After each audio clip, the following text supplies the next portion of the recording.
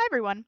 So I'm going to record this video showing you how to draw a ray diagram because I know that that's something that a lot of people were having difficulty with when you were going over the concave mirrors. I'm going to do this one for the convex lenses, so this week's lesson, but the exact same rules that I'm going to talk about apply to your concave mirrors. Okay, so let's get started. So we have a convex lens here and it'll just look something like this. And I'm going to draw an axis through the middle of it. And this is going to be freehand, so it's going to be absolute garbage, but that's okay. That's why they call it a garbage can, not a garbage cannot. So there's my object right here, and my focal point I'm just going to label as right here. Okay, and on the other side of the lens, the focal point is going to be the exact same distance from the other side, right? In a concave mirror, like you had last week, you would of course only have one focal point on the other side of the mirror where the ray is reflected back. Okay, so we're going to have three different rays coming from our object, okay? They're all going to start at the same point, which is the top of the object right over here, okay? Our first one is going to go parallel to the axis, hit the lens, and then refract, meaning it's going to bend, and it's going to go through the focal point, or at least as close to the focal point as you can get with, with trying to freehand this. Okay, the second one is going to go directly diagonal from the top of your object through the axis in the middle and going to keep going.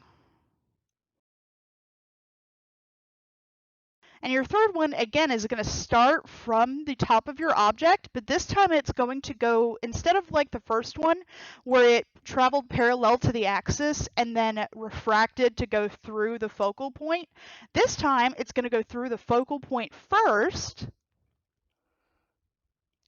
It's going to hit the lens, and then it's going to travel parallel to the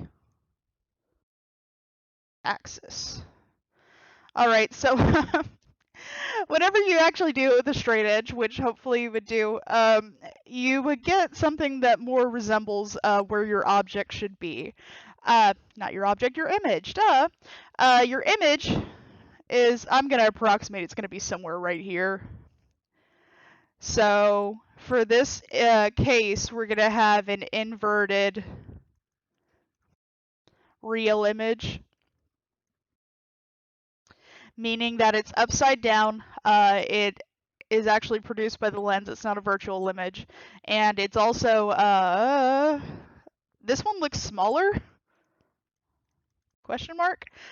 You would have to use your lens equations, which are the exact same as your mirror equations, to figure out if it was bigger or smaller, because of course you need to involve your center of curvature and all that. But yeah, that's how it goes. If you were to have a mirror, however, I'm going to go ahead and show you how to do the mirror part. So I'm going to draw my axis. Well, I guess I'll start with the mirror, huh? There's the mirror. That's a concave mirror. There's my axis. So I'm going to actually put my center of curvature on this one.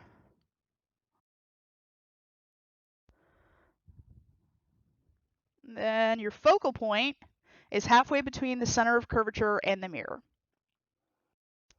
Okay, and I'm actually going to put my object at the center of curvature because I know in my mind where this object should be based on that. This image should be, my bad, I know where that should be based on that, so I'm going to see how close I get to it. So first ray, coming from the top of the object, traveling parallel to the axis, reflecting and going back through the focal point.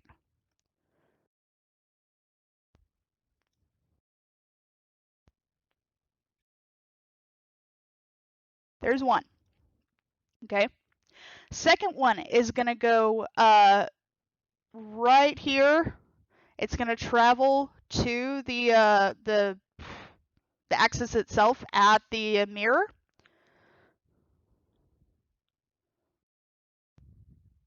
That's not very good. I'm going to redo that one. Okay, and the angle at which it reflects is going to be the exact same angle at which it came into the mirror. So I'm going to do my best to do that. Okay. Third one is going to travel not parallel to the axis this time. Think of this one as being the exact opposite of what happened first. The first one traveled parallel to the axis first, then bounced off and reflected through the focal point. This one is going to move diagonally through the focal point and bounce off the mirror like that. And you'll notice that they'll all meet somewhere around right here, which is exactly what I wanted, because if the object is at C, then the image distance and the object distance are equal, and then the sizes are equal too. So this length should be equivalent to, I'm going to put the, like little hatch to show that they should be of equal length. But that's at the radius of curvature. You'll notice different things if your object is at different points from the mirror.